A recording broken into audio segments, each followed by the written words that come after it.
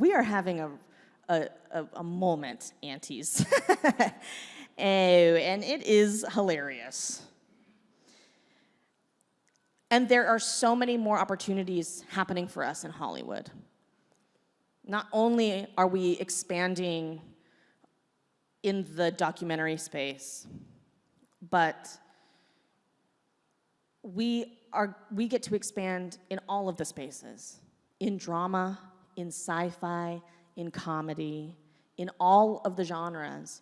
We will continue to push this past a moment, a renaissance, and we will sustain ourselves because we have dug our heels into the industry in a way that we are being seen. We're being seen more fully. We are being seen for our joy. And that is our gift to the world, our joy. The future is now. The future is happening. I never thought I would live to see this day when Native people have a comedy series, multiple comedy series on TV.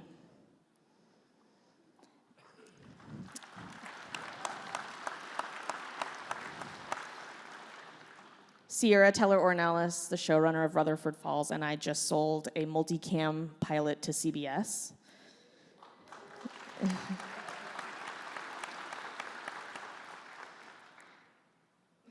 It's about an auntie who's coming into her own. It's called Bonnie. Tazba Chavez and I are working on a movie that I wrote that we want to shoot and cast completely in Lakota territory.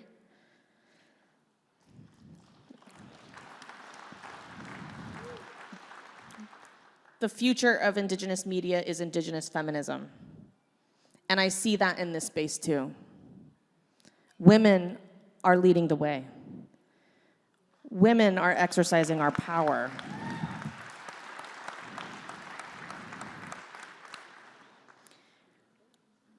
And the last thing I want to say is that the future is mediocre. Let us be mediocre. You've gotten a taste of Indigenous excellence on TV, and now it is time for us to step into our comfortable mediocrity. I want to live like the white people do. I want to be plain.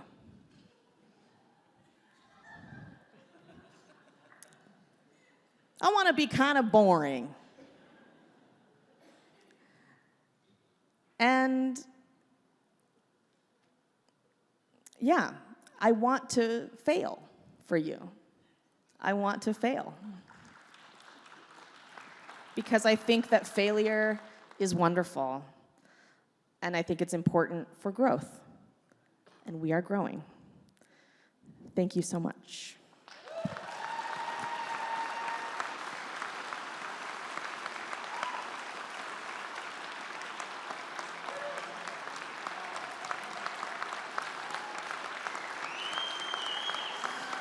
Thank you. Oh, thank you.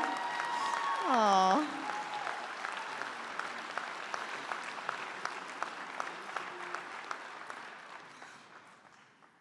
I'm blushing, and I just screwed up the computer. I'm so sorry. Today is packed with programs and activities covering all aspects of tribal energy development. Whether energy development is new to you and your nation, or you have a long history of energy development, you'll find we've assembled a stellar list of presentations and panelists. I want to move into our first keynote of the day. David Conrad of the Osage Nation is the Deputy Director of the DOE Office of Indian Energy Policy and Programs. Among his many duties with DOE over 20 years, he has coordinated department-wide implementation of its federal Indian policy, including strengthening relationships with tribal government on issues related to the department's scientific, energy development, environmental cleanup, and national security missions. Please welcome David Conrad.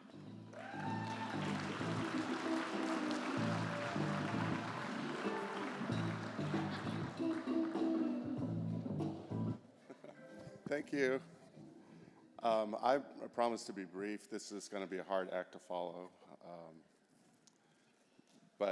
Anyway, thank you and good morning for joining us on day 2 of the Tribal Clean Energy Summit. As Jana said, we have another full day of exciting and powerful information, opportunities to connect with friends and colleagues from across the nation. Thank you for Pechanga for hosting us at this facility. It's been a wonderful experience. But also, I guess the main point I wanted to get to was, as an Osage citizen in this recent era of natives in entertainment and in the broader focus of the United States or general public, in particular, a story that is related or about Osage history, the Killers of the Flower Moon. It has been a year of reflection for me personally and many other Osage people. And so from one energy revolution to the next, there are a few things that come to mind for me as we're looking to the future. First, in times of feast or famine, holding to our core values will guide us. So we must stay connected to each other and be good to one another. This sounds simplistic, but I believe it is fundamental to a good future. In the energy context, that means examining the clean energy future through a tribal sovereignty lens. With new technologies and complex financial structures, the future can feel overwhelming to us personally or programmatically or both. So we must always ask ourselves and reflect upon the strategic best interest of a good life of our people. What will the future hold for us with this new knowledge, new partnerships, and new material goods? I think that we do, our approach from the Office of Indian Energy is to help tribes find that space and tools to examine these opportunities. We're committed to supporting tribal governments through these complex times without the pressure or sales pitch related to any one particular technology or path forward. We have the combined experience to know and respect that each tribe has their own journey to tribal energy sovereignty. And being able to communicate and learn from each other builds each tribe's resilience. And we hope to expand these opportunities for that meaningful dialogue amongst tribes that are experiencing the same things and examining the same opportunities. So in short, as Native people looking at the global clean energy future, together we have the power to make the clean energy future our own. And this summit is showing that some of us already are taking those steps. And so we really tried to make the point that tribes are in a leadership role, and we've tried to lift up many of those stories of tribes making advances in their own clean energy future. So with that, let's go get them. So thank you very much.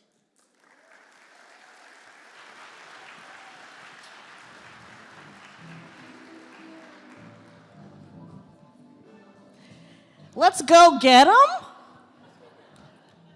David! Let's go get him. I do love David. What a sweetie. I'm sorry, David. Didn't mean to roast you. Speaking of roasting, I had dinner last night with Chairman Mark Maccaro and his beautiful wife. I gotta say something. Chairman Mark and Holly, his wife, are like the Indian Jay-Z and Beyonce. Rolling with them is lugs. Boy. I appreciate your hosting, Chairman Mark. You're my guy. Thank you so much for your remarks, David. Next, we're going to hear about progress on clean energy goals from Carla Frisch, the Acting Executive Director and Principal Deputy Director of the Office of Policy at DOE. Carla Frisch works closely with the White House and Capitol Hill on domestic energy and climate policy. Please welcome Carla Frisch.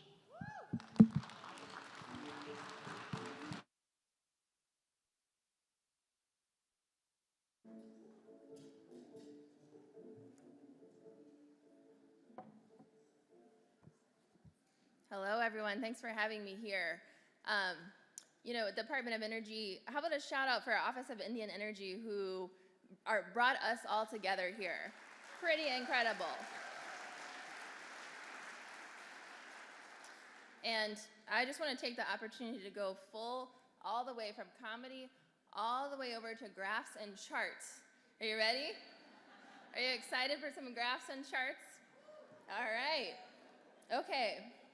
So, and we here know that tribes have been leading the way on environment, on climate, on clean energy. And what I want to show you is some of the progress that we've been making in those areas. First chart here, okay? So this is US greenhouse gas emissions. And we heard yesterday, we know we've got to drastically reduce emissions for public health, for our ecosystems, for economics, for a lot of reasons.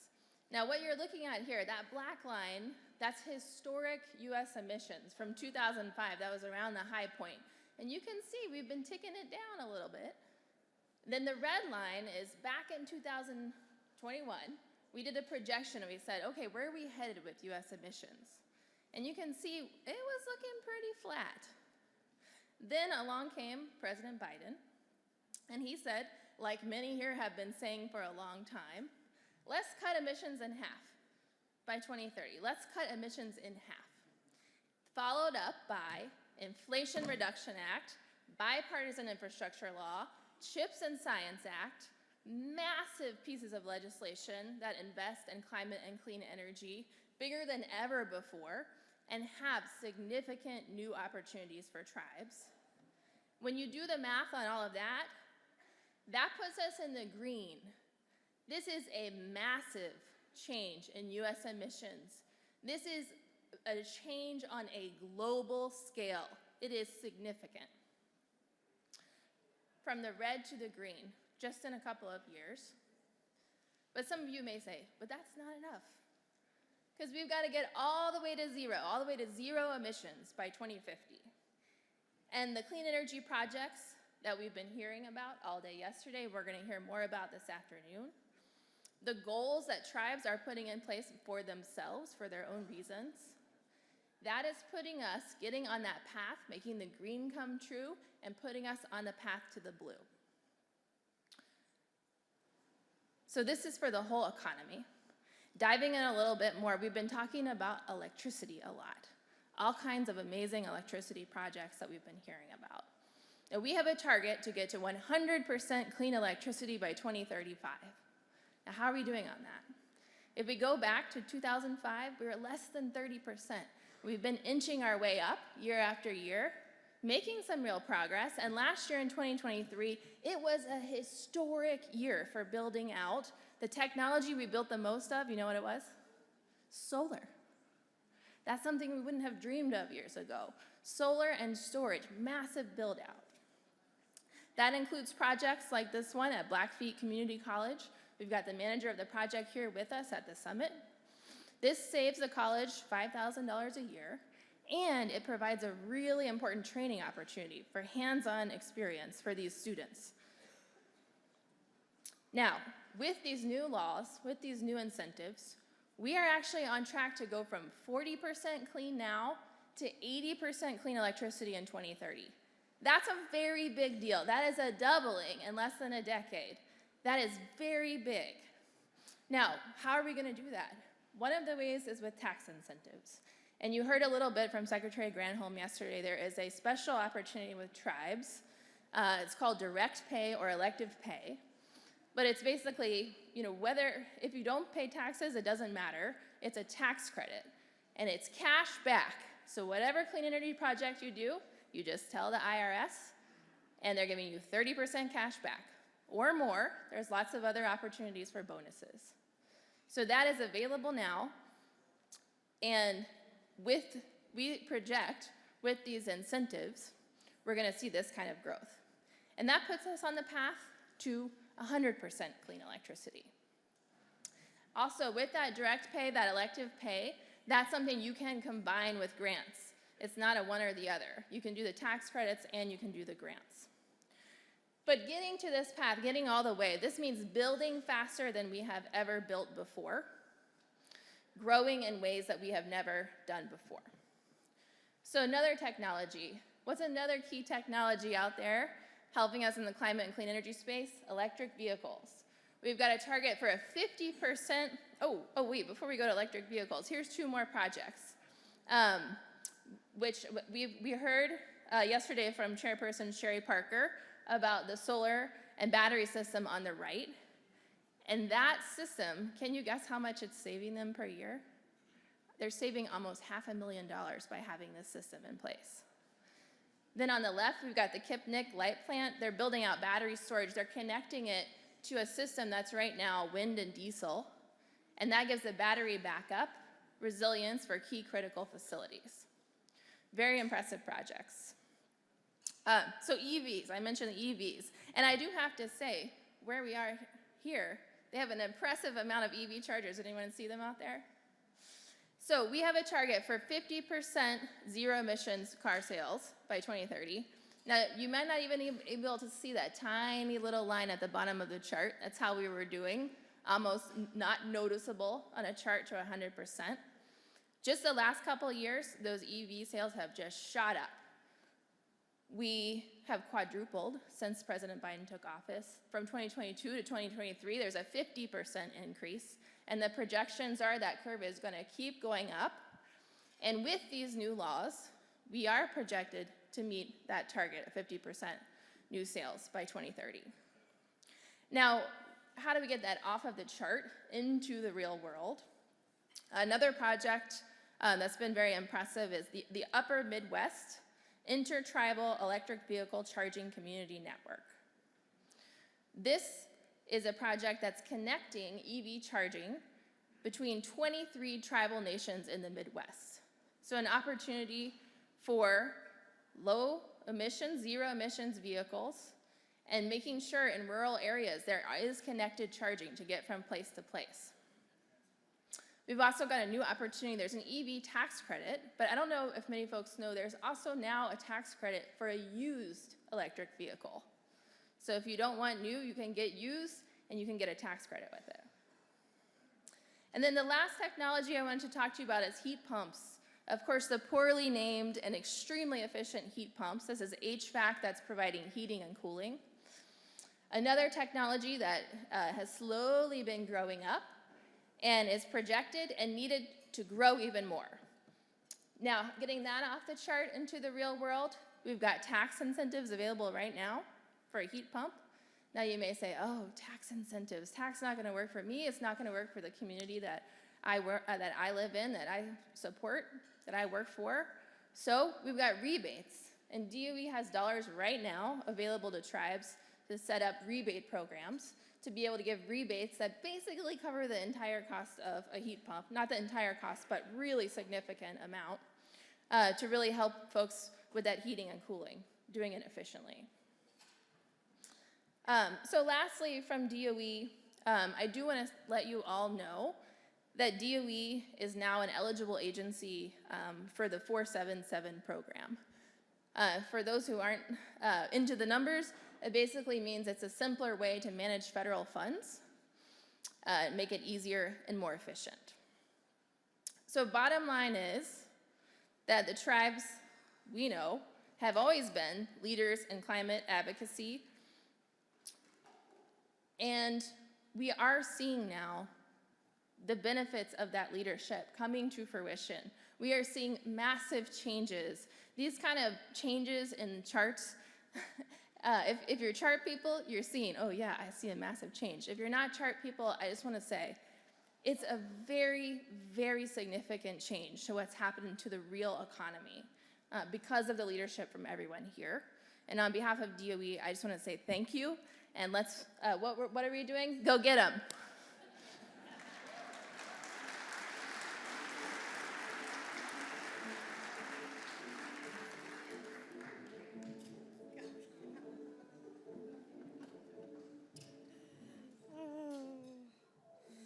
Thank you so much for that wealth of information, Director Frisch. And for the record, I do love charts, okay? I am chart people.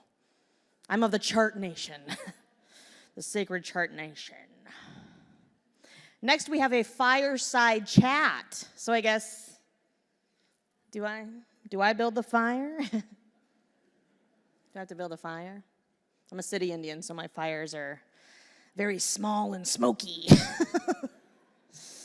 That's what she said. Our fireside chat is with the Office of Infrastructure about supporting tribal-led transformational clean energy projects. The moderator is Jeremiah Bauman, Director of Policy and Implementation at the DOE Office under the Secretary for Infrastructure. God, the words you people carry are so big. His previous roles at DOE include serving as Chief of Staff in the Office of Under Secretary for Infrastructure and as DOE's Deputy Chief of Staff. Please welcome Jeremiah Bauman, who will introduce you to our fireside chatters.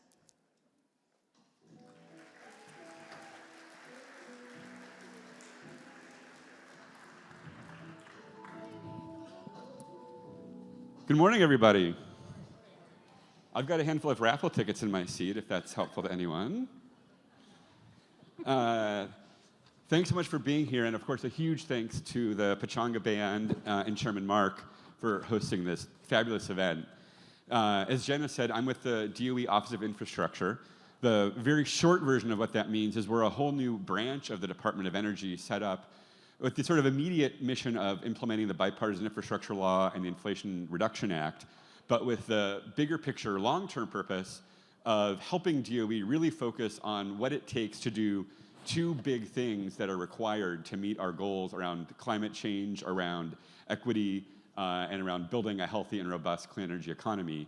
And those are, number one, to help new clean energy technologies that can avoid all the current problems we've had from older energy technologies get to markets faster, find their way out of labs, out of research facilities, into communities and places where people can really benefit from them.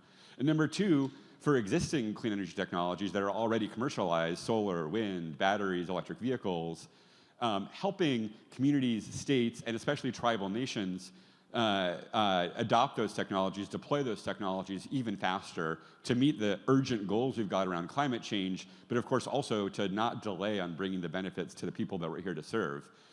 And we're all very excited to be here in part because each of the offices I'm about to introduce you to have key responsibilities and key missions and key goals around connecting their technologies and their services and opportunities to tribal nations. As you know, it's not a huge secret that the Department of Energy, like a lot of federal agencies, hasn't always been that good at meeting that goal.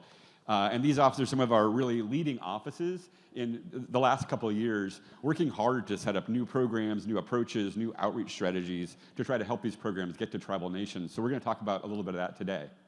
I am very excited to have here with me Regina Galen from the Office of Clean Energy Demonstrations. Regina has an amazing background. She actually worked for the National Security Council at the White House and the National Nuclear Security Administration, which both means she's a certified genius and also that you can't ask her any questions about the nuclear secrets. That was a joke. But Regina, the current, I would say, star power Regina has is she leads our Energy Improvement in Rural and Remote Areas program, which has all those fabulous projects and the tens of millions of dollars going out to tribal nations that the Secretary announced just the other day. We also have Arpita Bhattacharya from the Loan Programs Office, who leads implementation of the Tribal Energy Financing Program, that huge multi-billion-dollar effort to help tribal nations develop and deploy large-scale energy projects. And we have Keisha Austin from the State and Community Energy Programs, which implements a whole bunch of key programs that can really help tribal families, tribal households, tribal businesses deploy clean energy projects of all kinds. So without any further ado, I want to jump right into it. And I've asked our speakers not to do the kind of traditional government agency presentation where we overwhelm you with lists and lists of all the different programs and all the different funding amounts, and no one can take pictures of the slides fast enough anyway. And instead, to give us just a short overview both of kind of the key things we should know about the general mission and opportunities in your office, but especially what are the kind of 1 or 2 things that we want to make sure tribal leaders know about key opportunities that are going on so that you can kind of think about where to prioritize the opportunities that you want to pursue. So if that sounds okay to everybody, we're just going to go down the row, and we're interpreting Fireside chat to mean it's super casual. So some of us are going to sit, some of us will go to the podium, and we'll just go with it.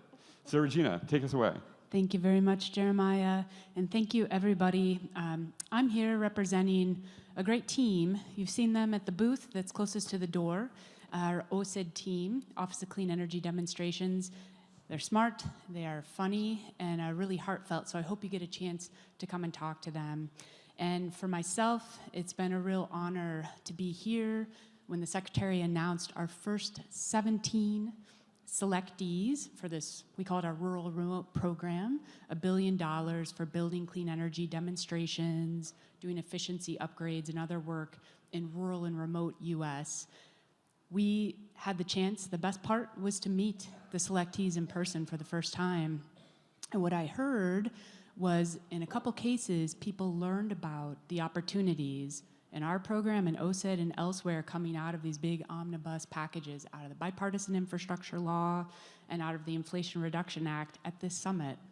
So we're really grateful to the Powerhouse Indian Energy Office, those few people who have done so much work and worked with the great NCLS and Pechanga to put on this event. To meet those people is really grounding, and we're excited to get going, negotiating toward awards in those projects.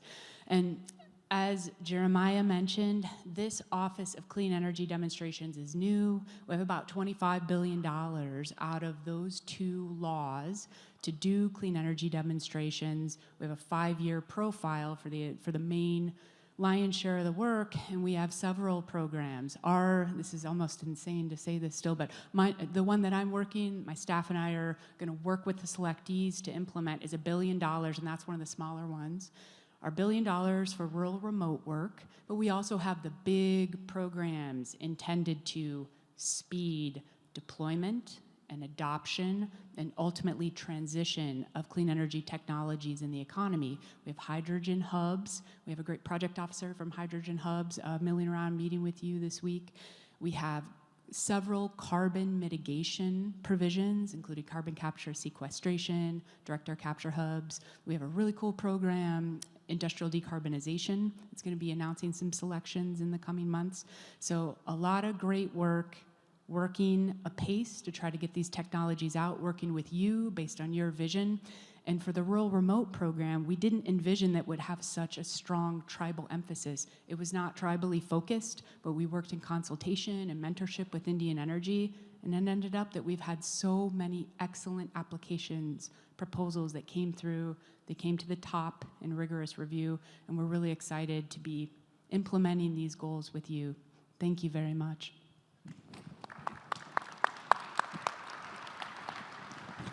Great, thank you so much. So good to be here, and just wanted to also shout out Office of Indian Energy. I don't think I've had a more productive 2 days working with the Tribal Energy Finance Program since I started, so thank you. I know that I had a chance to talk with so many of you during our Q&A session, as well as our financing session. To Jeremiah's point, I won't go into the full details of our program. We'll give the quick overview and then provide just 2 insights that you can take back and think through, and then hopefully come back to us with your awesome projects. So as Jeremiah mentioned, Inflation Reduction Act really greatly increased the loan authority of the Loan Programs Office. We have over $300 billion of loan authority across all of our programs. $20 billion of that is specifically for tribal communities. And we are really excited to think about how we can deploy both direct loans as well as loan guarantees for all of your projects. A lot of folks are like, great, you have this program. I think it's been around since 2005. Why haven't you done any loans? Very fair point. We got appropriations in 2017, so it was created in 2005. We didn't get money for it until 2017, and then IRA took us from $2 billion to $20 billion. We currently have 10 applications that are totaling over $4 billion of that funding, so we're really excited that we're making progress. We're building the pipeline. As the Secretary previewed, we have some big announcements coming, so we're really excited about that. So I think the thing that I really just wanted to emphasize, and we do have, if you want to get in the nitty-gritty of the program, we have FAQs on our table outside, so please come talk to us. But the two things I wanted to say is, first, our statute is flexible and vague and therefore very frustrating. So you can come to us, and we're really different than a grant program. We are rolling applications. We are not competitive. No application that comes into our office is competing with each other. If you are eligible, you're in the door and we are going to work with you. But what happens is, because the market has changed, that our authority has gone up, and now that there's direct pay, the market is sort of rationalizing out, and we're starting to see new structures come about.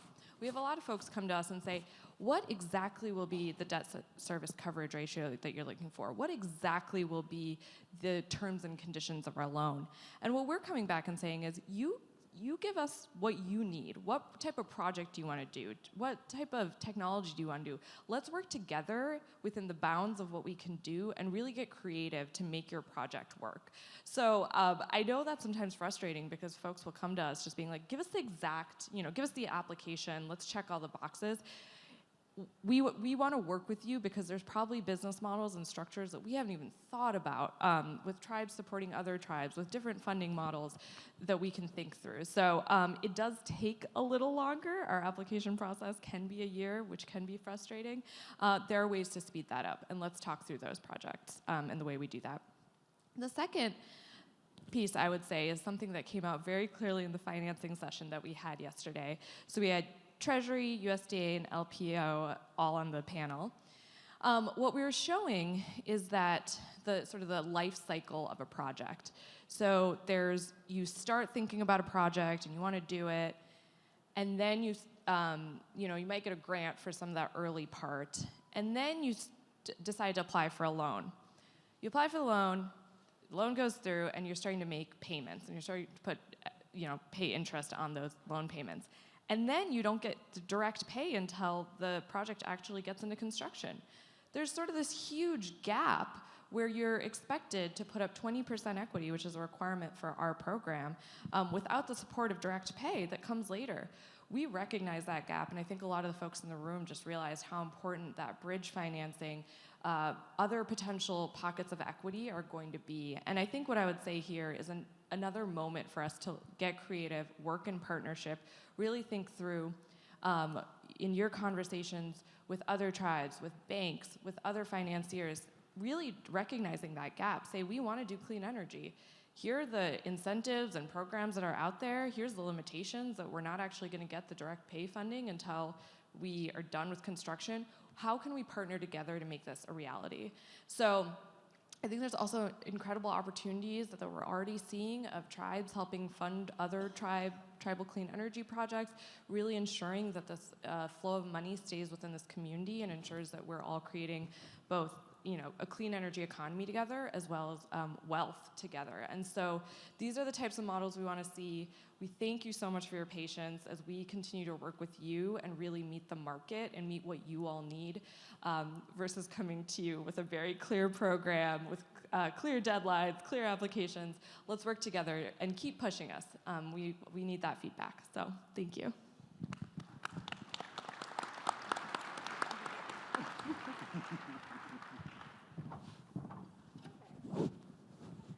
Hi, everyone. I'm just a little different. I got off of a red eye. I can't sit down for too much longer, so forgive me for wanting to stand. And I actually want to be able to see everybody here, as my team has given me very specific things that I need to talk about this morning with everyone, so I need to make sure I read this script word for word.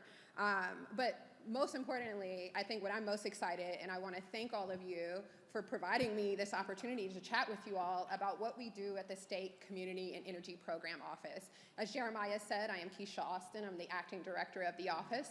And this office is really focused on making sure that we're engaging with states, local governments, communities, tribal nations, and other partners to make sure that you all are able to take advantage of the clean energy transition with our support and funding. And I'm very proud to be able to be a part of this work and to be a partner to you all in this work. So the office that I'm working with and that I have the honor to lead, we have over 28 programs. And with those 28 programs, 233 million is directly for tribal allocations, right? So I need to make sure that you all are getting access to that money in a way that reduces barriers, makes it easier, right? Because I understand it is not always easy, and we do have competitive grants, right? We do have formula funding, right? So it's a little different than some of these other offices' programs, but we are all invested in making sure that you all get to take advantage of the things that we have available here at DOE.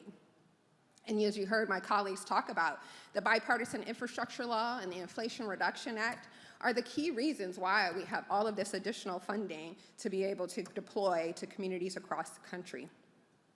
And as I said, we recognize that there are challenges with capacity. We know that that there needs to be more technical support so that you all are able to really take advantage of the applications and announcements as they come out. So one of the things that the team has been really focused on is making sure that we're reducing those barriers and finding ways for you all to be able to really tap into the funding. So I'm going to talk about one of my favorite programs within the office, which is EECBG. I finally got that acronym right. And so that program is our block grant program for energy efficiency, and there's over $8.8 million. Sorry, Jeremiah, I know I'm not supposed to be going into detail, but I need y'all to know because I want you guys to get this money. And this money, this 8.8, is eligible for the 574 federally recognized tribes and 200 Alaska Native regional and village corporations. And so with this EECBG block grant program here, we have come up with a sort of first of its kind application alternative, and I am so excited to share that with you today. So the team went back and we thought about, well, what can we do to make this easier? And I really want to shout out the team for being so innovative here and coming up with an idea for vouchers, right? So what are the vouchers? The vouchers allow you to actually come to DOE and say, hey, we need this equipment. Can we get the rebate for this equipment? Or you can say, or voucher, I should say. Or you can come to us and say, we need technical assistance. And we can help you with that with this block grant funding. And what happens when you come to us and ask for this voucher, you're still going to get your full allocation. It's just going to take a little less time. And it's going to be a streamlined application with fewer reporting requirements. Hello, I know people like that. A little less burden on you. So what we're wanting to see you all do is take the opportunity to apply for this funding and take up the opportunity like some of our other tribal nations have, like the Choctaw Nation of Oklahoma, who took up this opportunity to conduct energy audits in tribal nation buildings and create energy conservation strategy to track progress and to quantify energy efficiency upgrade savings. So we were coming up on the application deadline in a couple of weeks, and the team came to me a couple of weeks ago and said, you know what, we need more tribes to take up this opportunity. Can we extend the deadline? It's like, of course we can. Let me check with my bosses before I say yes. And the bosses said yes as well. And I'm happy to announce that we will now be extending the application deadline for this program funding to May 31st, 2025. So you now have an additional year to get your applications in, and remember that we are here for you as a resource to make sure that you can get this voucher funding. Yeah, I think I heard somebody clap. Can we clap for that? Yeah, that's great. Thank you. Right, okay. So that's the first one. And then second, I want to talk about, I heard my team, Karen Zelmar was here yesterday, or our team, I should say, talking about the home electrification and appliance rebate program. Uh-oh, did I just touching the screen? Sorry. That's why they wanted me to sit down. Okay, so under the IRA, the Inflation Reduction Act, right, we have $225 million, and I need to wrap, for tribes and Alaska Native corporations to develop, implement, and subsidize residential electrification and appliance upgrades. That means that there's up to $14,000 per eligible tribal household for energy efficiency and electrification home upgrades. really excited to see that happen, and this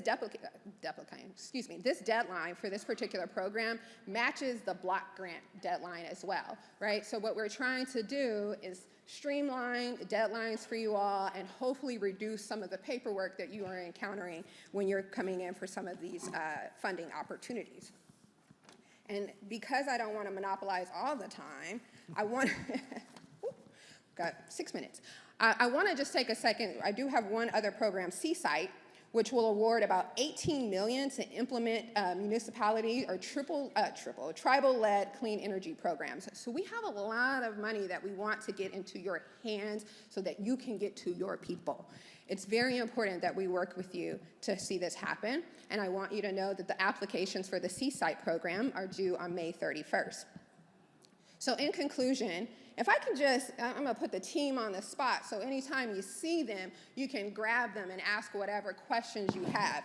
So can I have the EECBG, the Home Energy Rebates team, and our local government and energy program team stand up so you all, are y'all in the room? There's one of my team members, there's another one there. I'm gonna remember who's here.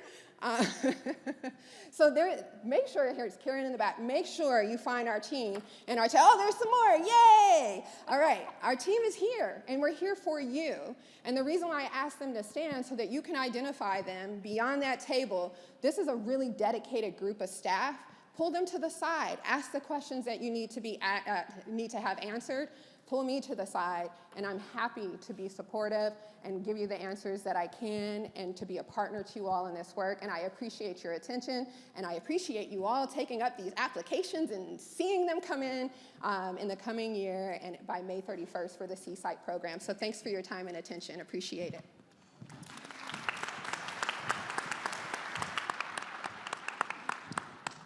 All right, thank you. There's a ton of great information. I'm just going to really quickly, with our last 4 minutes, ask each person a couple sort of rifle shot questions here.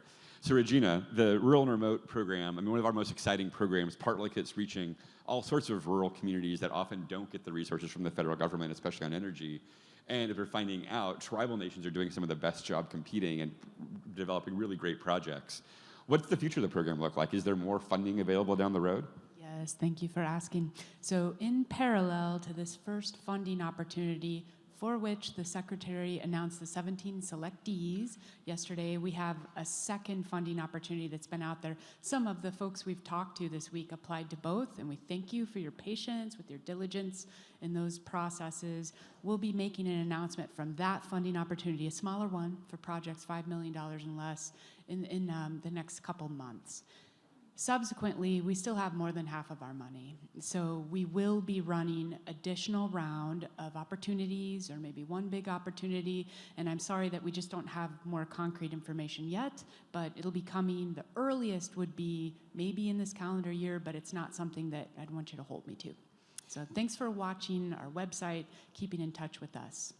Thanks. So check out those projects that got selected, look at the details on the information, and then get your projects ready for maybe later this year, maybe early next year. Arpita, question for someone like me who I'll admit is a little bit kind of finance industry illiterate. If words like debt service ratio and develop a new business model are a little intimidating, what should I do? Can LPO help me figure some of this stuff out? Do you have financing models, business models? Like, I've got a great idea for an energy project, but I don't know where to start when it comes to loan financing. Where should I start? Absolutely. So we have a team of 4 outreach business development specialists and then a transaction manager. The transaction manager is there for this exact reason. Walk you through from the base of what are the terms, conditions, all the stuff that can be intimidating to walk into. So we're really here to help. In addition, we're really thinking about what are the 4 to 5 most common business models and energy development models that are going to make sense for tribal communities. And is there a way that we can just really make it super simple, plug and play, templatize those? For example, community solar, utility solar. These projects have been done for years and years and years. There should be a plug-and-play way to get the term sheets, basically the contract for these, and the way that we think about financing them to all of you in a simple way that ensures that we're able to get these projects to completion. So we're here, we're back at that table. I'll do the same. If folks could raise their hand who are here from LPO, they might all be in side meetings right now, which it looks like it. But we're here, we're always here to help, and we're here to talk you through those first stages. So please do not ever hesitate to come to us with just an inkling of idea. We're here to brainstorm with you. And we will sit and talk with you as long as you want and as long as you need to get to the point where you're ready to work with us. Awesome. So long story short, if it seems intimidating and complicated, just get in touch. Keisha, I'm a huge fan of this block grant program too. Partly because one of the things we often hear from tribal leaders is not only is there a lot of need for technical assistance in communities, but specific kinds of technical assistance, especially capacity building, right? Like so many tribal nations out there. I've worked with a bunch myself who I know. The energy office is like one person who's probably also managing the natural resources team and having to figure out the sewage systems in the community. So I think, if I'm right, one of the coolest things about the block grant program is you can actually use that funding to add capacity, whether that's bringing on a consultant, part-time person, whatever that might be. Is that right? That is right. If it falls under technical assistance, you can apply for that. And if there's a question about what kind of technical assistance is actually applicable here, that's what the team is here for today and ongoing. We are here to answer your questions, but really we want to make sure that you're either getting these vouchers or these grants, right, to make sure that you can increase your capacity if that's what needs to happen, or get some expertise to help you kind of finish your energy auditing plans, whatever it is that you all are thinking. Let us be a partner to you all to make sure that you can execute on that for your community and people.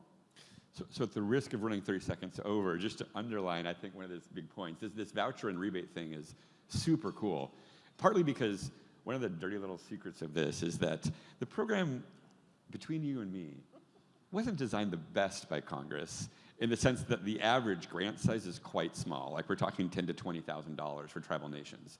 So on the one hand, if you've tried to apply for a traditional federal grant, you know it might cost you more than $10,000 worth of staff time just to figure out all the paperwork and the applications. But the cool thing with this voucher and rebate thing is you don't have to do that. You can literally contact Keisha's office and basically say, I want my formula money up to $20,000 in access to national lab staff time to help me with energy planning, or literally as a rebate just to go buy some solar panels. Is that right? That is correct. That sounds kind of amazing, right? All right. It's amazing, and I see our red light, but please come back to the back table so we can tell you about how amazing this can be for folks, and especially the voucher. This is very, very new. We'd love to see a significant uptake of tribal nations using the voucher program because we understand that $10,000 may not seem like it's enough and really worth your time, but a voucher might make it worth your time, and I think it will make it worth your time. So please come and see us so we can tell you more about it. So bottom line, reach out to us, come see all of us, and to quote the iconic David Conrad, let's go do this. Let's get it done.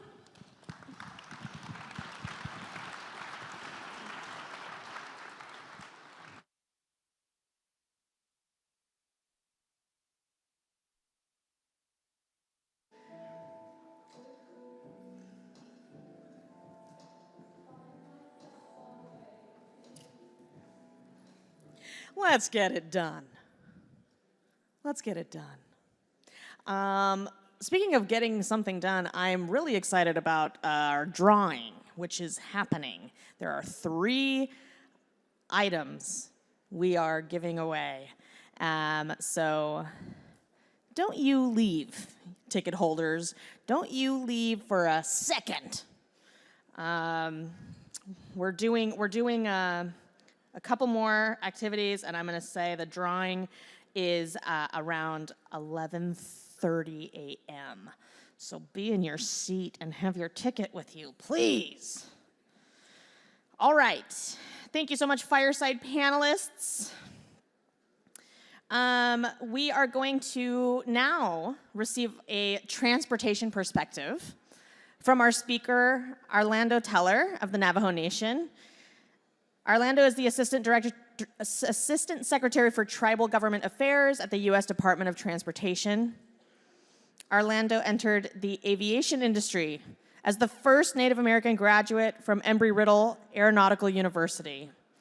He served as a tribal liaison for the California Department of Transportation. Returning home to the Navajo Nation, Teller served as the Deputy Division Director for the Navajo Nation's Division of Transportation, and then was elected to the Arizona House of Representatives. Please welcome Arlando Teller.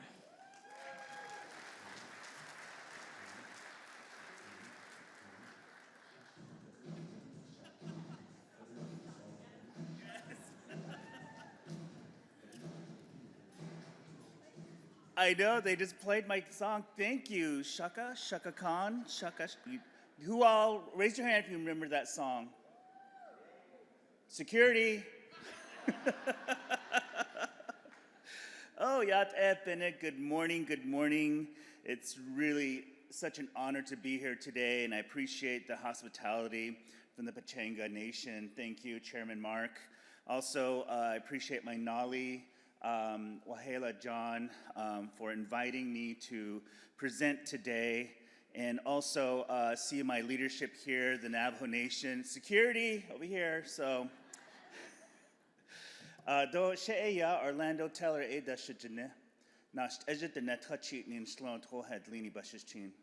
Torich ini da shiche do shihin tashinale ekut out the nenshle. I yisina sha age inle holge. A the Shimado Shija, A the Hoan Slim, though A the Shiyaho. Though be Diba Nashnishige, A President Biden, both Secretary Buttigieg, A Banashnish, Assistant Secretary for Tribal Government Affairs, A Nashnish. Though again, good morning. My name is Arlando Teller. My mother's clan is Zuni people adopted into the Red Streak Forehead clan. I am born for the Water Flows Together clan.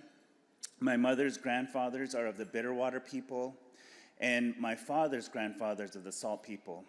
I'm originally from the heartland of the Navajo Nation, Chinle, Arizona. I'm proud to be a Chinle graduate, where Res Ball is the major religion on the reservation, as we all know, throughout Indian country.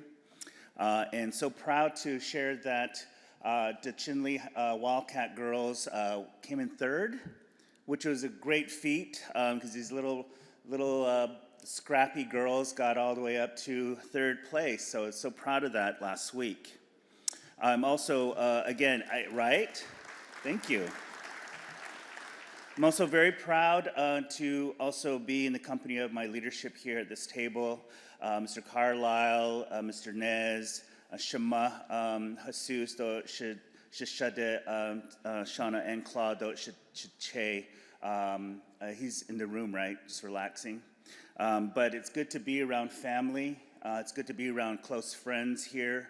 And those of you that have been staunch advocates throughout Indian country, it was because of you, and it was because of you that the Office of Tribal Government Affairs is now an official office.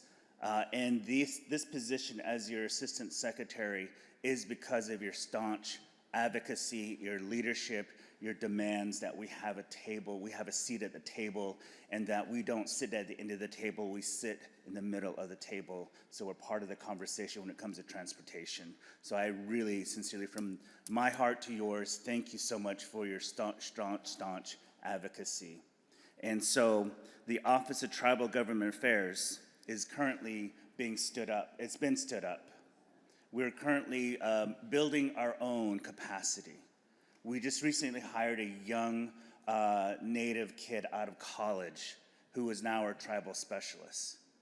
Gave him 2 months to get to taste the alphabet soup and understand all the alphabets that are in DOT, and gave him 2 projects. And you'll hear one of them, I think you'll know of one of them, which is the virtual job fair. And we're looking for building our own again, capacity building, internships. The virtual job fair will be March 7th. And this young kid, this young professional was able to take that project and run with it. So I sincerely appreciate Mr. Eli Sessions. That is the young a new addition to our tribal gov affairs. We recently interviewed for our tribal specialists, another tribal specialist, to help with several high-end projects such as the Native Hawaiian Tribal Consultation Policy, first of its kind in DOT, to recognize that Native Hawaiian transportation consultation is much different than the continent's tribal consultation. So we'll be announcing a hire soon on that. Right after that, we're going to release a job opportunity again for a finance officer. This finance officer, again, will be handling and taking care of the self-governance program and other programs within our Office of Tribal Government Affairs. Again, this capacity building is part of the recommendation I've been hearing from tribal leaders from the very first day I stepped into this position. Taking your recommendations, your perspective on how to build our own office and how to make sure that we get folks from our communities to address, recommend, and have perspective from home is really important, particularly when we have those offices in DC and away from our res roads, our school bus routes, our bridges, our transit programs, all those programs that are near and dear to our hearts that we know that we take every day when we leave our home and come back safely. We need to have people in our communities working and developing policy, instrumenting tools for ourselves to make sure that we get what we want and make sure that we get it with our recommendations. So as I mentioned earlier, we recently updated our tribal transportation consultation policy. You've heard me at other conferences before sharing this. And the reason why I highlight this almost everywhere I go is because it hadn't been updated for over 20 years. Got into office and said, what is the lowest fruit at the tree? That was it. So we ran with it and we updated it. And along those conversations, we said, hey, what about our brothers and sisters on the islands?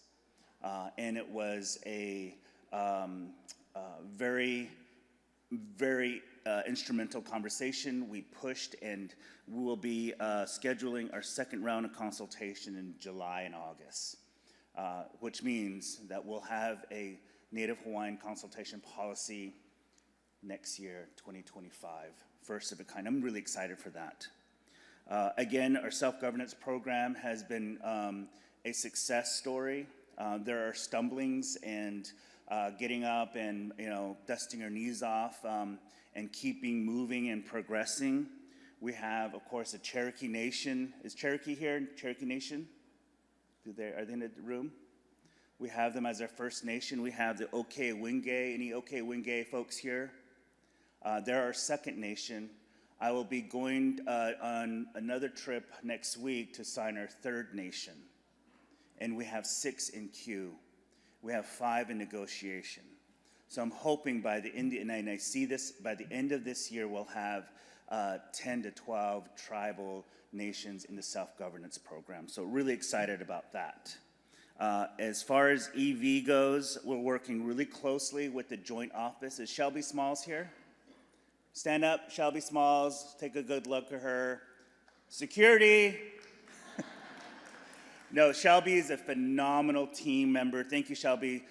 She'll have her own panel session later today.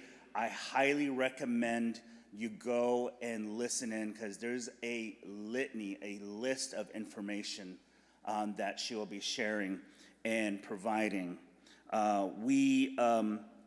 With the work with the joint office, first and foremost, developed the Rural EV Toolkit. For us folks, res folks that have rural communities, how do we get into this EV industry? We have a toolkit that we developed that Shelby and the team worked on. It's online, and we'll provide that information to the host to make sure that this is distributed to everyone. We also hosted an international workshop last fall at Kalamazoo, Michigan. We're going to schedule another international workshop in a few more months, and also an alternate fuel corridor program will be announced again, spring and summer. We'll see this on my my page at USDOT. We're also really supporting the no low emission and bus facilities, which will be announced. That was announced February 8th. And for those of you, what is the bus competitive facility? That supports the purchase of buses, related equipment, and construction of facilities, like bus shelters, pullouts, even the buses itself. So those are really important programs for us in Indian country that have transit programs that were running during the pandemic.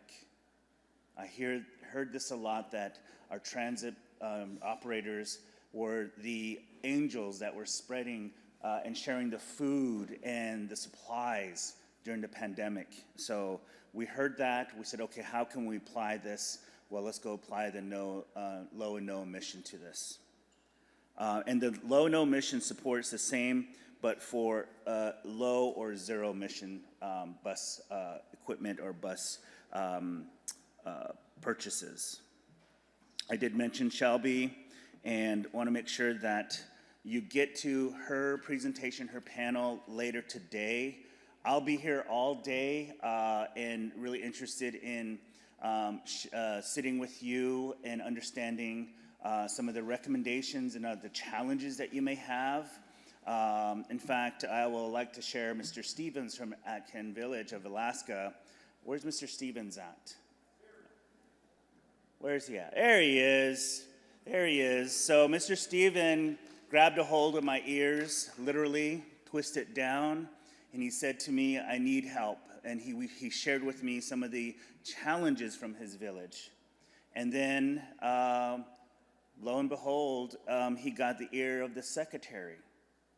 And we're able to make those challenges and recommendations a solution. So again, he's a great partner in making sure that we get even the remotest village addressed with their transportation challenges, and we can continue work with them. And also to Shoalwater Bay, I saw Chairman Quinton here with the Thriving Communities, which is a fantastic program that we address a scholarship program to have a person from the DOT work with the tribe. I don't know where Chairman Quinton is. I saw him earlier, but if you get a chance to have a moment with him and talk to him about that. But for the most part, I sincerely appreciate this opportunity again and hope you have a safe travel home. Thank you.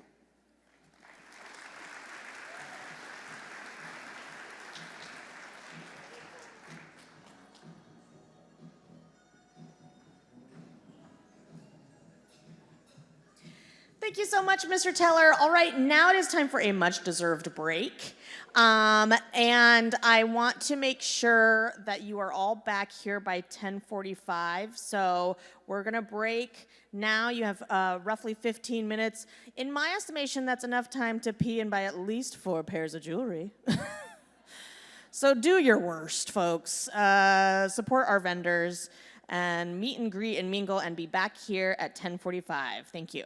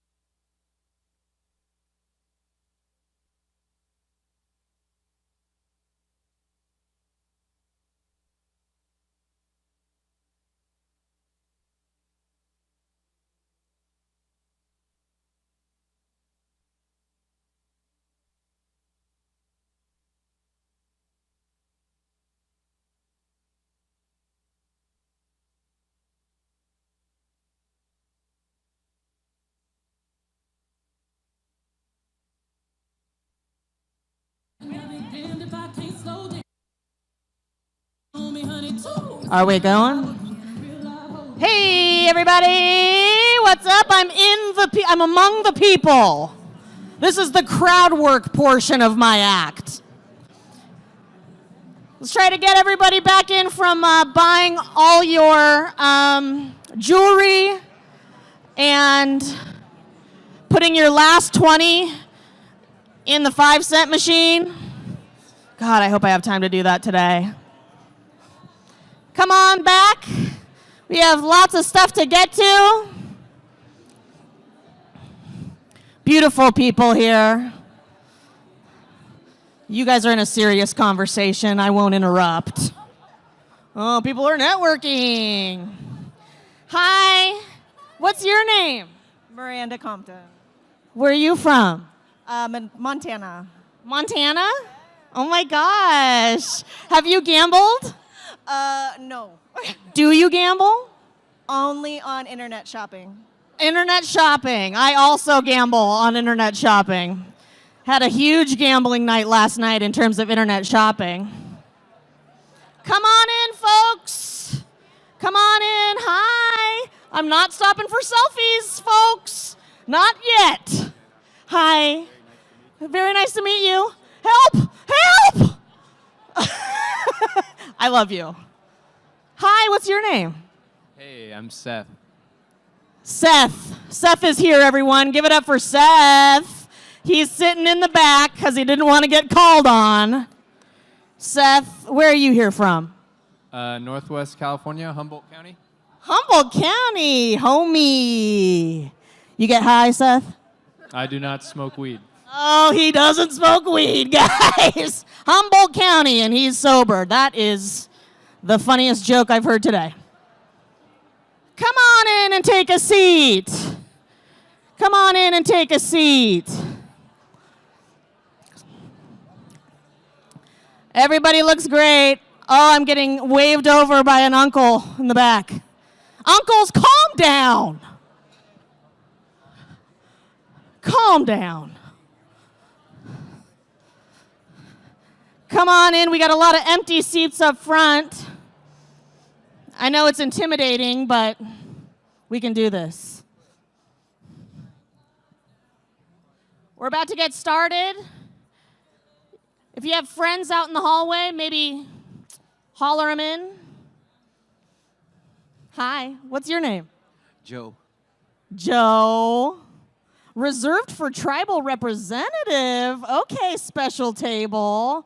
What tribe are you representing, Joe? White Earth Nation out of Minnesota. White Earth Nation out of Minnesota. Can you take a picture? Oh, go! Help! The selfie brigade is on my ass.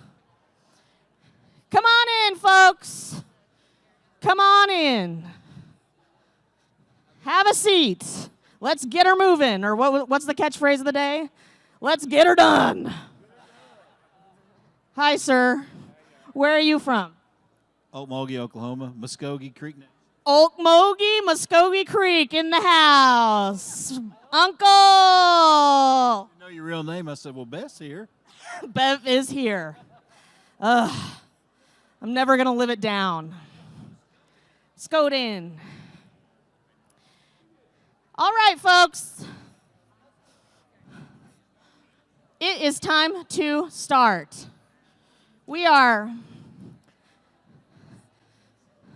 We're getting it done, as David said.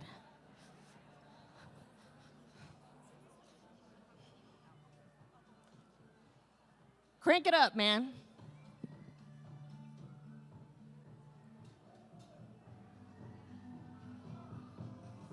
Oh, are we going to do two now? If you want to bring him back in. All right.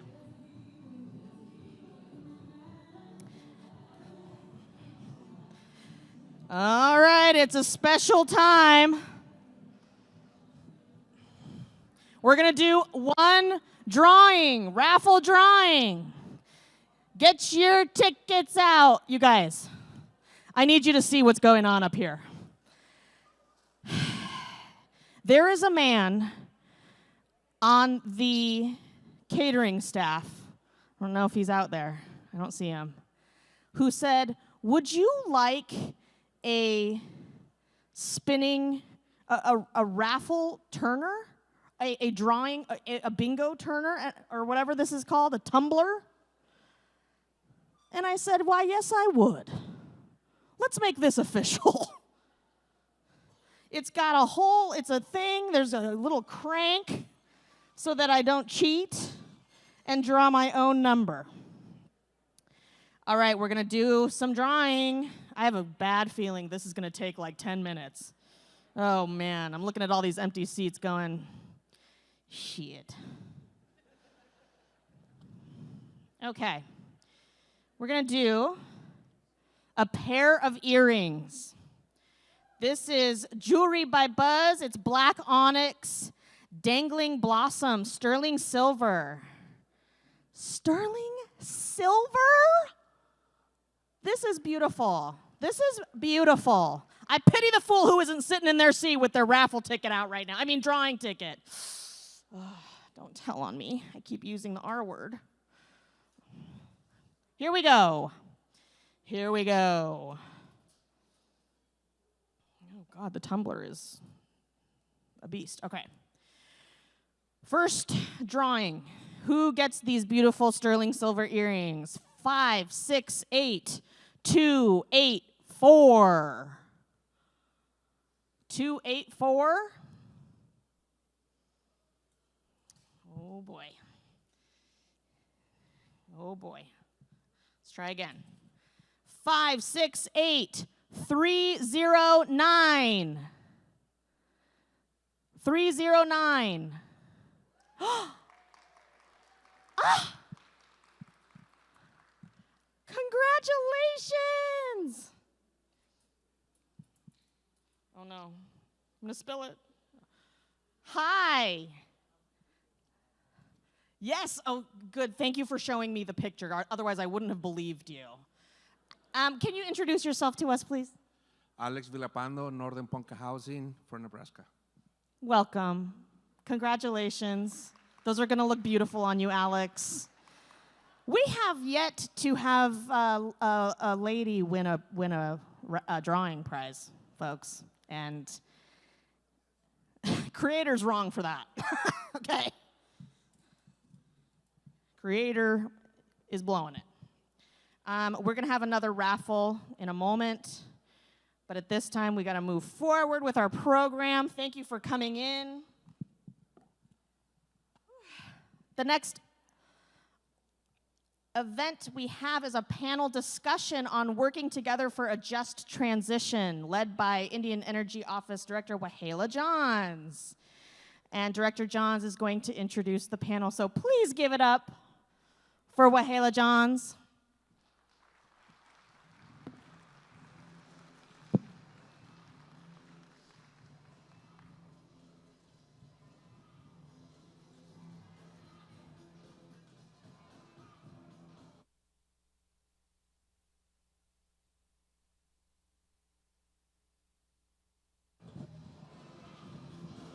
Great.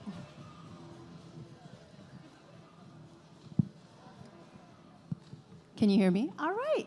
Hi, everyone.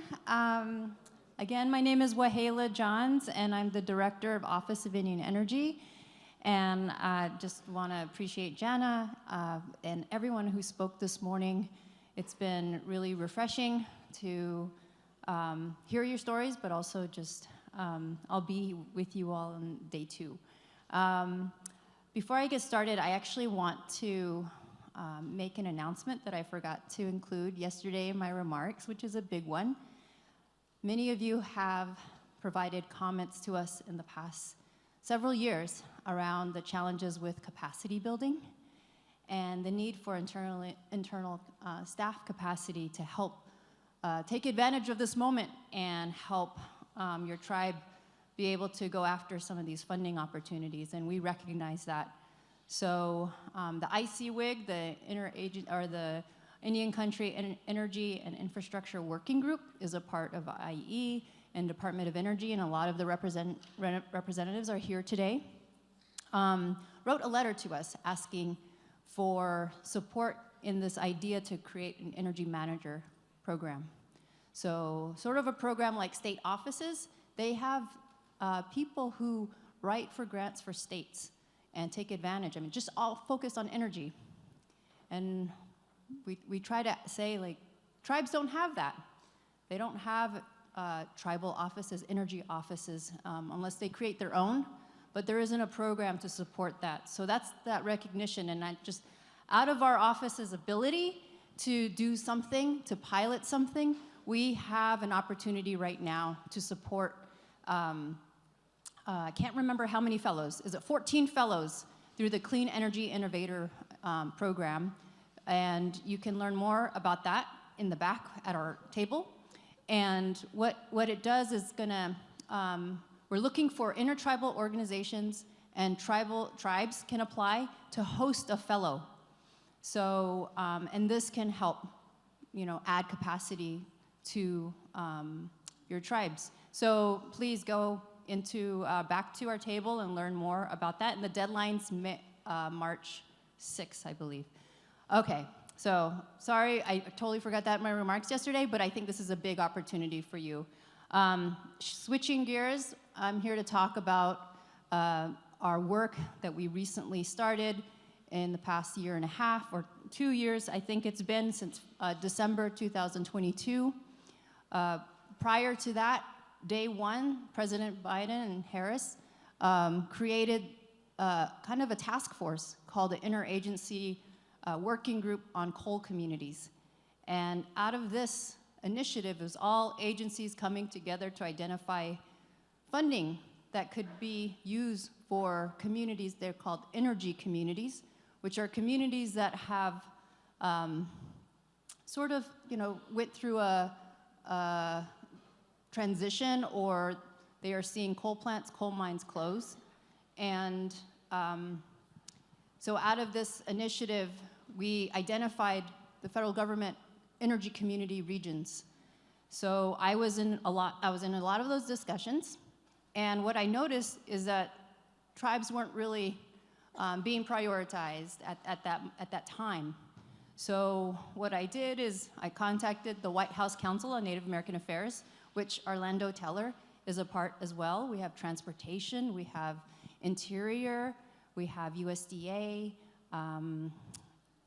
commerce, many agencies that are part of the White House Council on Native American Affairs. And we have a committee that's on energy, economic development, and infrastructure. And we made it a priority to do something similar to the IWG model and create MOUs in support of tribes that are going through energy transition, particularly around coal. So we started an MOU process. We approached Navajo Nation, and then recently we approached the Hopi tribe, chairman's here, to talk about this model, this new model. I mentioned yesterday, I'm from a coal community, and I see the impact since the closure of the coal mine and coal plant. So what I wanted to share in this panel, and unfortunately we don't have Heidi Binko here, who's the part of a foundation that is helping. Her foundation is called Just Transition Fund. And she had some health issues that came up, and so she wasn't able to make it. And she's a big part of this work. And I just want to pause there, because I forgot that we were supposed to introduce ourselves. I look at... That's okay. So I'll pass it to you, and you can briefly introduce yourself, and we'll get started. Okay. Okay, thank you, Wahleah. My name is Rowena Cheramiah. I'm the director of the Navajo Nation Minerals Department. I'm so excited to be here. It's a wonderful honor. I am Senjakina, born for Laguna in Spanish. I grew up in Ganado and Fort Defiance, Arizona. And since Mr. Teller mentioned, gave a shout out to the Chinle Wildcats that came in third place, well, the Wind Rock Scouts came in second. And Paige was the champions. Oh. Yeah, so it's wonderful. All three teams from the Navajo Nation, so we're very proud of our teams on Navajo. I come from a family that grew up in Fort Defiance, Arizona. I have worked my entire career with the Navajo Nation, so everything that I do I'm very honored to do, and it comes from the bottom of my heart. Thank you, Rowena. I've enjoyed this team. We're going to try to keep this a little more informal. I'm Sandra Begay. I grew up in the Gallup Church Rock area. My dad was Edward T. Begay, who was a vice chairman of the tribe and council member for a long, long time. I'm of the Nanash-Ejitachitni, born as a gift to my dad's clan, the Bitterwater Tuatachitni. My Nella was Nelson Damon, who was a vice chairman of the tribe. And then my Che was Kia'ani. I tell you that because Navajo government is in my blood. Even though I'm an engineer and I work totally outside of the Navajo Nation, it's wonderful to work for tribal people these days, and I really enjoy this project, so you can hear a lot more about it today. Thank you. So with this MOU, we drafted, I would say, I don't know how long the MOU is, it's several pages of all the intentions that agencies will put into a partnership with whatever tribe. And so it takes time to do that on the federal side, because each agency has to, I mean, it's intentions, but wanting to make sure that they are involved and that they are working directly with tribes. So we had to push this MOU and get it signed by the Navajo Nation president, and have it recognized at the Tribal Nation Summit. That was one of our deliverables. And since then, this MOU, I think it offers a 180-day turnaround time to come back with an implementation plan.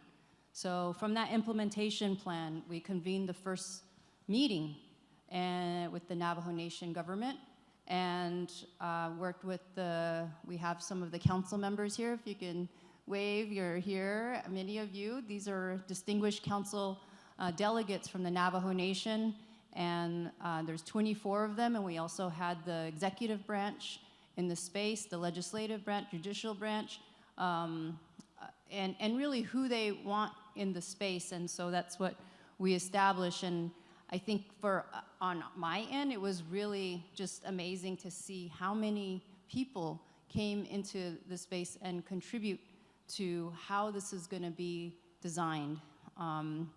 And so I just wanted to ask a question, and maybe Rowena, you can talk about the process of how this MOU has gone since day one, and then also how what your feedback is so far. Sure, thank you, Wahleah. So the purpose of the MOU is to facilitate the strategic energy and economic planning and revitalization at the community level and the Navajo Nation at large, and to provide the framework and the groundwork that our leaders need to move ahead in the renewable energy world, and to, more importantly, begin updating the 2013 energy policy of the Navajo Nation. So I do want to take this time again. I know we had introductions, but I would like our leadership, which are the Resources and Development Committee of the 25th Navajo Nation Council, to please stand. They're not here to see me, but just their presence here.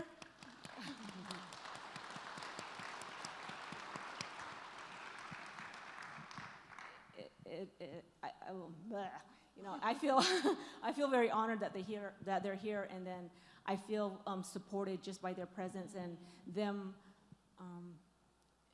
understanding that this is a very important initiative. Thank you for that. Next, Sandra, maybe you can give some background of where we started, and the other thing I just wanted to mention is that we have a partner with Sandia Labs, and in the intentions for Department of Energy, we contribute one full-time employee to this process. So, sure. So I wanted to get a little bit into the nuts and bolts. So this is on-the-ground level work. I was able to hire one of my former interns who's an MBA student, and Jennifer Valdez, has been working 6 months solid every day, full-time, helping to coordinate all of the projects that have been identified. So with Rowena's help and Wahleah, there was 3 meetings that were held really to get a wide breadth of what was available on Navajo from not only the staff, the divisions, but from the community and also nonprofits and the tribal colleges. It was a very big meeting. I'm very grateful that I have some expert facilitators, indigenous collaborations. We brought them in to help with our work to not only give the questions that needed to be answered by the group, but document everything. So long and short of it, there's like 45 priorities projects. And we came to that after a lot of 6 months of work to get the details of what those might be. When we started this, the way to think about it is we had to ask people who participated, we need for you to be a race car driver. Your organization, your department, your nonprofit has got to be a race car. This is a race. We're not here to learn about how to do this. You have to be experienced, and we're going to go fast. And the other was important to have a pit crew. And so that's where I brought in other folks from Sandia that are also about business development and technical assistance. So really understanding that it's a race because we have a time limit. We love people who want to learn, but we didn't have time for that. You had to be experienced. So I'm a race car driver. Sandia Labs is a race car. I have wonderful team members who are business development specialists. We all came and helped Rowena and all the group there. Bitta Becker was our lead, but we really worked directly with Rowena from the staff level. And this is groundwork from a staff level point of view. I am very grateful that I work directly with Wahleah because she's my main government sponsor, but I was able to take aside other duties that I had to focus in on this effort. And it's been a lot of fun, so I don't want that to be, you don't understand, this is fun. I mean, race car driving and all that is a lot of fun. Part of it is understanding that we needed help from grant writers, right?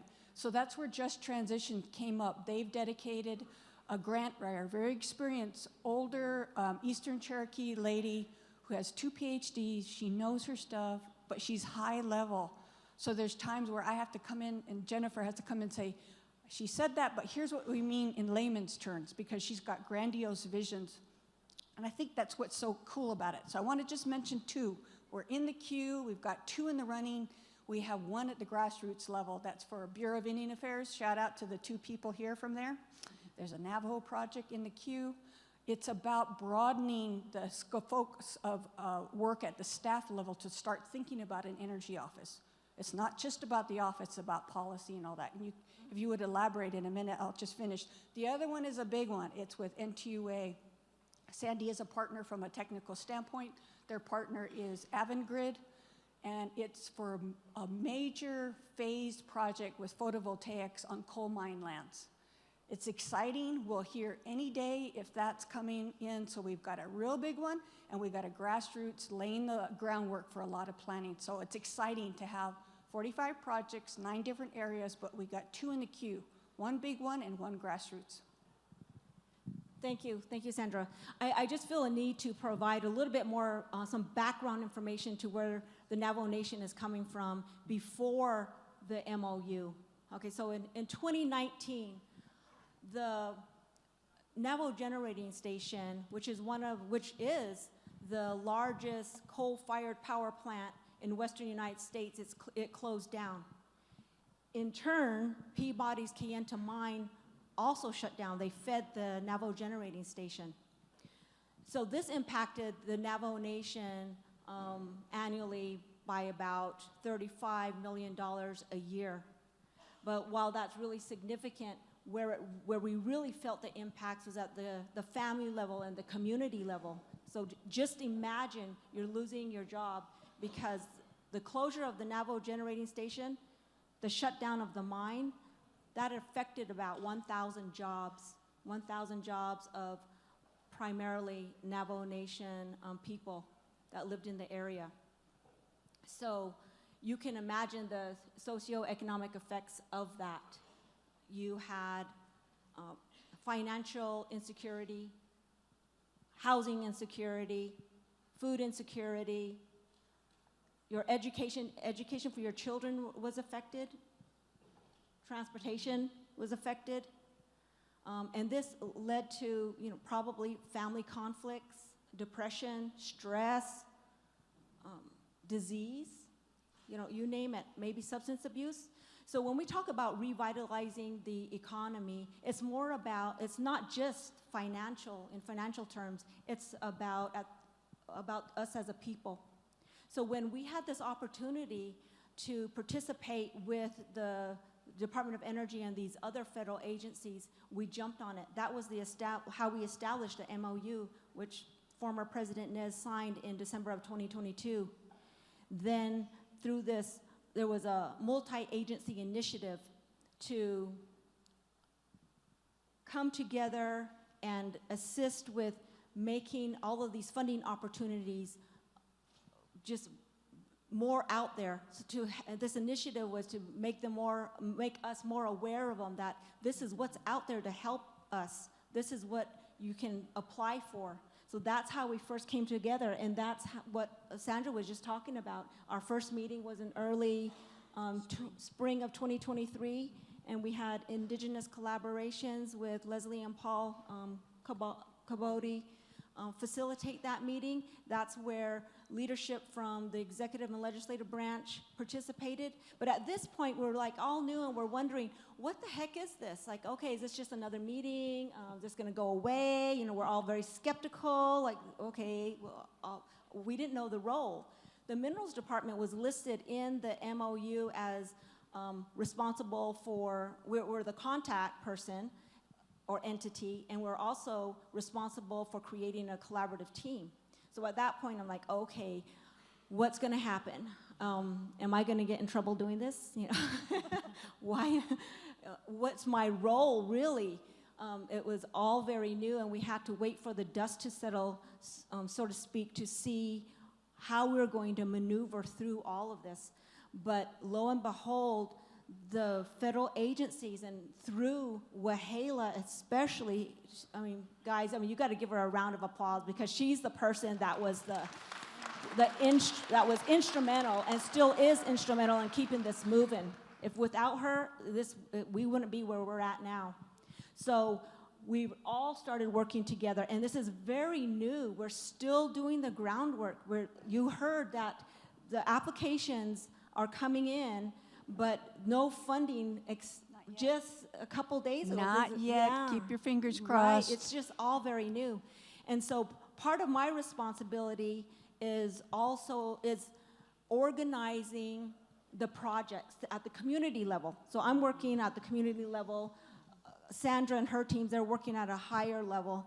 And the communities, when they need assistance with their grant applications, and not just writing, but submitting them and the budgets, and a lot of these grant opportunities, they need to be administered by the tribal government. So that means that the Navajo Nation needs to submit these applications for them. And the Navajo Nation's process is very cumbersome. So I have created a team to assist with the communities and with the Navajo Nation departments on grant submission, on the grant administration part of it. And the team is called Grant Administration Support Team. But so I want to just give a shout out to these wonderful 4 individuals who have stood up and provided their assistance in addition to the regular job duties that they have. That's Tanette Martin, Audrey Etcity, Erica, Christy Sorrell, and Karen Preston. So they have come forward, and they're helping the communities, they're helping their departments, they're themselves being trained, and then the plan is to train others within the Navajo Nation government and at the community level, so that we become just a well-oiled machine. So we're working together very easily, and we're getting the information together that, like I said before, that's needed for our leadership to move forward in this renewable energy world and create the policy that's needed, that will be in effect for years and years to come. I just wanted to add, even as we speak, Jennifer Coots and Theta, so Sandia and Just Transitions, have been having meetings all week. They've been out at Department of Transportation, teaching the engineers and the grant writer, how do you look at these types of funding opportunities and narrow it to what you have in your need? So there's a whole learning that you're not chasing money. We all can do that, but if you take a step back and say, our priorities are in 9 different areas, let's look at the grants, and realistically have to look at the deadline. So that's why that BIA was due calendar year. The on-the-ground team worked through the holidays to make that deadline, just so you know how dedicated they are. And I think the other thing is that they're trying to teach people about the grant process.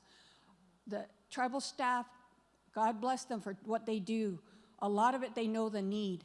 But what's difficult for somebody who's like me, an engineer, of how do you design a project to address that need? That's what we had to work with people. I understand the need, but what is the project that will help make a difference in your community? And you know, one of the communities said, if you can't, you have a lot of need, but if you could pick the top one, they said, we want a road. We've had a dirt road for decades and decades. We want a paved road. There you got it. Okay, let's go get a grant for that one paved road. And it's not just for that, it's like a collection of needs that are met within one proposal, if that's possible. So it's a lot of thinking strategically of where you want to go, but again, the time clock is there. The biggest thing we heard from the staff, and they kept asking us, can we change the deadline? The answer was totally no. There is no way to change the deadline. So when the EECBG lady was up here, she said she moved the deadline. I thought, hallelujah, I've never heard that from the federal government. So the deadlines are so important, but having people dedicated to this effort is key to what's happening now. And I think we can't understate the teamwork that is needed. And I give full credit to Wahleah. Last administration, I got out of the game for whatever reason. Wahleah called me personally, says, I want you to come back and do this work. And she said, what do you need? I just told her a number. She said, you got it. I mean, you cannot have somebody like that in the federal government. Identify you about what you are skilled at doing, bringing a program back that was dead on the side of the road, quite honestly. And she said, come, let's revitalize that and bring it back. And so I am grateful to Wahleah, as you talked about, the leadership she's giving, but as a technical person being recognized for what I've done for 3 decades now, 30 years, can you imagine? To be recognized for the uniqueness that I bring to Indian Energy is phenomenal. And she actually, I have to tell you this, audience, she actually apologized to me. I get emotional because I had a train wreck on my hands with my sponsor before. There's no way I could have done anything, and I walked away. And Wahleah said, come back. We need you. We want you to do this. I said, she's apologizing to me. I accept that. Let's go to work. And that's why I say, I'm a race car driver. And the last thing I'll note is I'm trying to teach Native young people to be race car drivers. I have 2 positions open right now for the summer. Indian Energy has it on the website. 1 undergrad, 1 graduate student. My interns are in this room. They're kicking butt in all different places. Can you imagine to have those seeds after 20 years planted and to see them? And now I get to go home and work with Navajo Nation. You know, what a gift, what a gift. And I love working with Rowena. We're so much alike. It's like, no wonder we're on the same team. So I'm very grateful for that. Thank you so much. I just want to add to one of the things that Sandra said about the grant applications. So the community, for example, let's say that we want solar at a gas station. Okay, so the way that the grant applications are being written is like, okay, we'll express your need for solar at a gas station or a grocery store, but let's add to that. Let's add how it's going to prepare for disasters in the future. Let's talk about how we need roads. Let's talk about how we need backup battery storage in case there is a disaster and you need to get out or you need to keep your medical supplies refrigerated. So that's what, when we say strategic planning, that's what we're talking about. We're not just saying, yeah, this is renewable, let's put it up. No, it's like, let's go, why do we need it? And we're going that route because these funding opportunities, they're competitive. We are fighting for monies that are being offered across the country to all communities that were impacted by the closure of the coal mines. All right. Well, we're over time, but I just wanted to say that through the facilitation, we have a great facilitation team, and I love when they say, when you look at the over 40 projects Navajo Nation has identified as priority projects, many of them, I mean, there's a lot of them that are clean, I mean, renewable energy projects, but many of them are not, like the roads, and so we are using the energy, I think, door to open up, all of the different needs in Navajo Nation. And so I think that's one thing I'm learning as well. And I just want to appreciate both of you, your leadership and being partners in this, memorandum of understanding and the potential it carries. For me, I'm trying to demonstrate, this is like a pilot. What if this was available to all of your nations? What if we had staff, you all had energy staff, you all had the capacity, you all had the federal government like this as partners helping you. I mean, this is the model that we're trying to prove that, we post things on our websites, we do emails, to let you all know, we probably send you letters or mailings, but the on-the-ground piece and work is really important and transformative. And that's the model we're trying to prove, and hopefully we can, it will, create more, more amazing projects and that regenerative economy that we're all about, right? So I just want to give a round of applause to Rowena and Sandra. Thank you so much. And please talk to us after this. We're happy to share more information about it. So, thank you. Thank you, everyone. Thank you.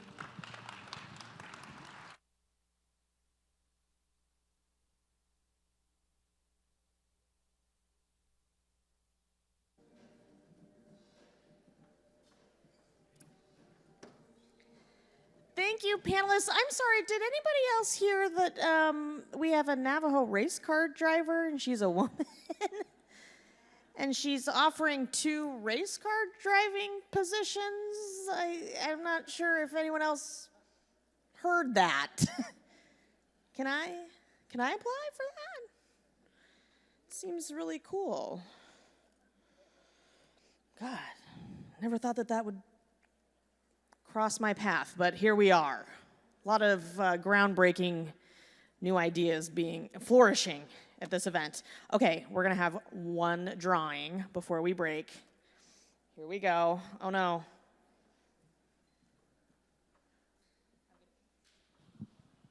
I'm gonna use this mic. Yeah. Here's the drawing mic. Okay, we have a pair of DA jeweler sterling silver earrings. Let's see if we can get a woman to win this one. I have some new raffle tickets that are being added to the pile here. Ugh. Okay. I'm going to do this fun part. Look at that. Got a real thing here. Okay. Who will win the earrings? This is not the final prize, by the way. 568-696. 696? Nope. It's tense. I can feel it. 568-514. 514. Oh boy. Okay. 568-052. Oh my gosh. 052? Boy. How about 568-532?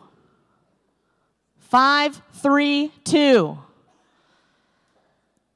Well, at this rate, we won't make it to lunch. Okay. 568-019. 019? Oh, man, I really thought that that was going to be the one. 568-313. Somebody stood up, but I think they're leaving the room, and I got very excited for a moment. How about 568-121? Oh my, come on, folks. Oh yes, yes! Is that an anti-IC approaching? It is. Hallelujah. Creator said, I'm going to make this right. There is one more massive prize that we'll be giving away after lunch. Hi, what's your name? Radina Miller. Radina, where are you here from? Norman, Oklahoma. Welcome from Norman, Oklahoma. Give it up for Radina. Congratulations.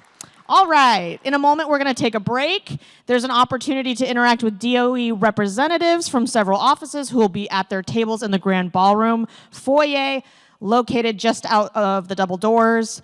I am also going to step out for 30 minutes to take pictures with those of you who chased me during my little situation, during my crowd work. Like I said, I love us, but we are relentless. Relentless. But I love us. So I'll be out there for 30 minutes, and lunch will be set up in the foyer. Please allow elders to go first. And elders, as I said yesterday, let's keep it moving up there. Our luncheon keynote is the one and only Jade Begay. So please make it back by 12:20 for Jade Begay. And we are going to be doing our final drawing right before Jade. So try to get back at that time. But we're going to break for lunch. Have a great lunch, everyone.